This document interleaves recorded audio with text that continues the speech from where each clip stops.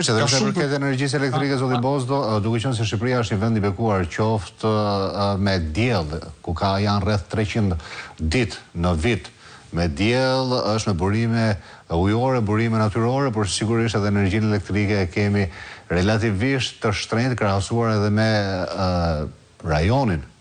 Çfarë do bëj Partia Demokratike në lidhje me energjinë elektrike, pasi sigurisht janë qytetarë të shumë të cilët na ndjekin dhe duan të dinë se çfarë ndodh me ta. Sa para do kursin fund muajit?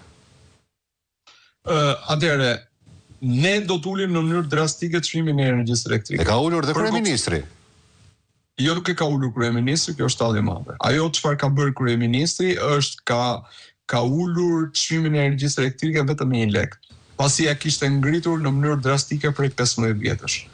Qeveria e Partisë Socialiste bëri një rritje drastike të çmimit të energjisë elektrike nga 7.7 në 11.4 lek. Hoqi dhe fashën në vitin 2015, nëse ju e mbani mend. Sigurisht. Vetëm nga surplusi i krijuar, ndërmarrjet që operonin në sektor kanë futur në xhepin e tyre nga paratë e shqiptarëve minimalisht 40 milionë euro në vit. Po ta shumëzoni me 12 vite, do ta kuptoni që bëhet fjalë për afro 500 milionë euro, në mos gaboj. Pak a shumë. Ulja që ka bërë është ulje thjesht për efekt elektoral dhe për të largohen dhe për të thënë që ju premtova uljen e energjisë elektrike dhe realizova. Kështu që kjo është një tallje e madhe dhe 500 milionë euro janë para që Rama ju ka marrë qytetarëve shqiptar për t'i çuar në mos në drejtim të ditur, po jo në drejtim në duhur, siç pretendon ai. E para. E dyta, ne kemi gjithë mundësitë që nëpërmjet mirë menaxhimit dhe nëpërmjet luftës kundër korrupsionit të 3 ndërmarrjeve kryesore mbi të gjitha operatorët e sistemit të shpërndarjes së energjisë elektrike, të rikthehemi të çmimeve të ulta për konsumatorët familjarë dhe për biznesin. Çmimi që del nga Kaskada është në çmimet më të ulta në rajon, ka Kaskada Jon, sepse Kaskada Jon e ka shlyer investimin e saj disa herë, pra amortizimi është më shumë, është 300%, 400%, për fat mirë Kaskada ende prodhon. Kjo është një pasuri e madhe kombëtare që duhet i kthehet shqiptarëve. Dhe shqiptarëve kjo i kthehet me mirë menaxhim. T'ju jap një shembull që ta kuptoni më mirë për çfarë jemi duke folur.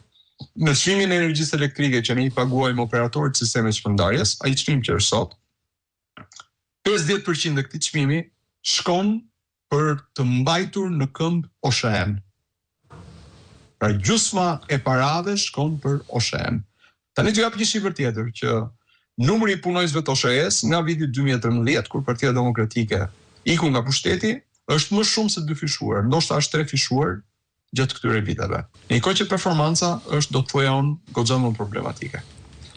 Janë investuar 1 miliard euro në sistemin e shpërndarjes, por me që thuhet më shumë janë investime në letër, sepse siç më thonë dhe inxhinierët e vjetër që e njohin shumë mirë sistemin, të paktën për Tiranën, në shumë aspekte sistemi i shpërndarjes është më problematik nga çka që në vitin 2013. Të gjitha këto janë para që ne kosto që ne i paguajmë korrupsionit. Po jemi duke folur për $100 milion, nuk jemi duke folur për gjëra të vogla. Duhet ta kuptojmë këtë.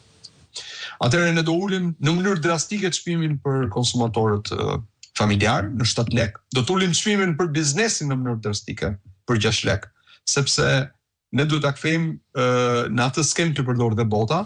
Në të gjithë vendet e botës është konsumatori familjar që subvencionon biznesin dhe jo biznesi që subvencionon konsumatorin familjar. Dhe këtë e kemi plotësisht të mundshme nëpërmjet mirë menaxhimit dhe luftës kundër korrupsionit. E sigurisht unë mund të flas pafund tani për sistemin e energjisë elektrike, nëse doni mund të hyj edhe në detaje. Jo, absolutisht, pasi sigurisht pjesa që